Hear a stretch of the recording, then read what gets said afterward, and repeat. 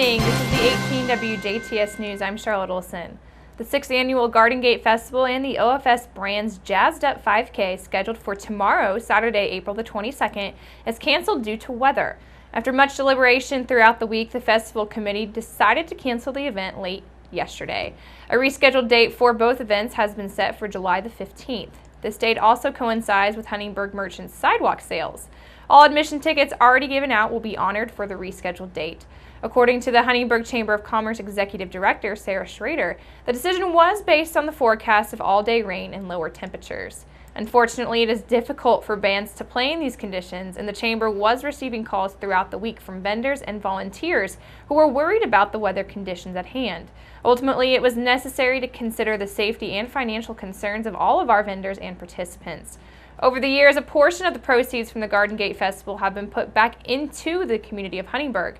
The 4th Street Endowment has received $10,000, and a check for $25,000 was presented to the Stellar Endowment Market Street project this morning.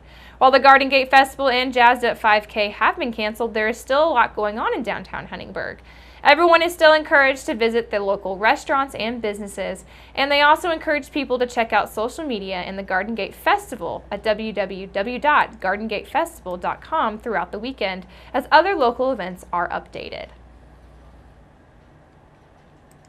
Common sense is key when trying to avoid spring farm equipment accidents, and with the return of spring also comes farm planting season, with farmers well on their way to establishing our local crops. With this return, however, also comes the need for both motorists and farmers to be aware of how to share the road with large equipment. Motorists should use caution when trying to pass large tractors and machinery, especially on busy highways and over blind hills. Large equipment will often have blind spots, making it difficult to see motorists needing to pass. Use car turn signals or flashlights if trying to let farmers know that you are intending to pass them, and only pass in safe areas where you can clearly see potential oncoming traffic before passing. Farmers should assist motorists by following the 3-car rule, in which Indiana code states that if there is an operator of any slow-moving vehicle and there are 3 or more vehicles backed up behind them, it is their duty to pull over at the next safe opportunity and allow these motorists to pass.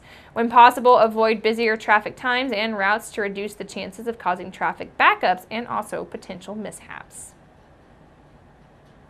Officials with the Greater Jasper Consolidated Schools, including administrators and members, are asking for the public's thoughts in regards to future plans for the corporation's school facilities.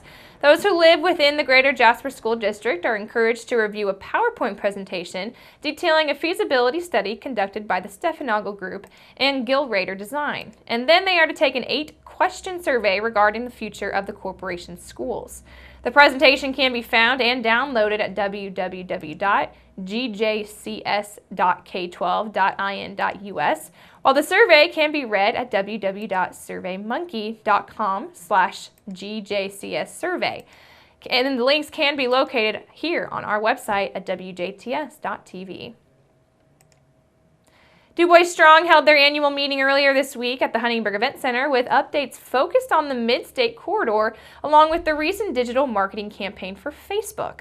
Attendees also heard from President of Dubois Strong, Ed Cole, on the previous year's flourishing projects and the development agency was involved with. Discussing the I-67 project known as the Mid-State Corridor was a 3-person panel of Hank Menke, President and CEO of OFS Brands, Al Mattingly, Judge Executive in Daviess County, Kentucky, and John Didmozino, Director of Business Development and Morale and Associates.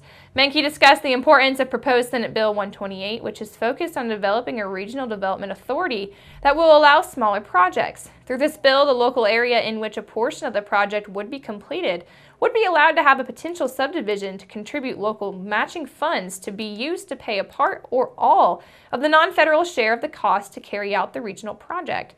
Dubois Strong Chairman Chris Tretter elaborated on what Dubois Strong's role will be in the upcoming future for this Mid-State Corridor. We're taking more of a leadership role at the Dubois County level. You know, that project is really an interstate grade road that stretches from down in Kentucky up to the I-69 connection in Indiana. So the portion that, you know, obviously we're very interested in the connectivity both north and south, and Dubois Strong is taking a leadership role at the county level to try to make sure that it becomes a reality. Because the Indiana Department of Transportation decides the precedence of road construction projects, local donors of private and public sources have raised $500,000 for the DOT to see that the region is committed to this project. Plant a flower, grow a tree, or dig in the dirt and find an earthworm. Whatever it is, get in touch with your inner earthy side, because this weekend is the worldwide annual celebration of Earth Day, and local agencies, along with the state and industrial groups, will be celebrating. Earth Day was first celebrated in 1970 as a worldly reminder to continue to demonstrate support for environmental protection.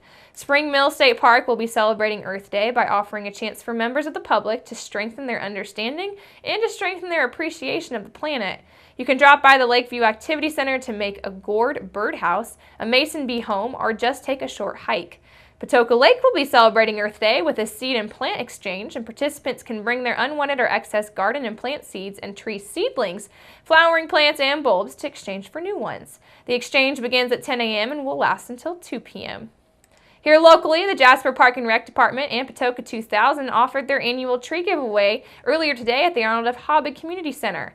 Some of this year's seedlings from the state nursery included redbud, white pine, bald cypress, white oak, and many more. Donations collected from this year's event will be put into the Jasper Park and Rec's Mike Oding Endowment, with all funds to be matched dollar per dollar by any anonymous donors. And make sure you keep it right here, because up next we'll take a look at your weather summary.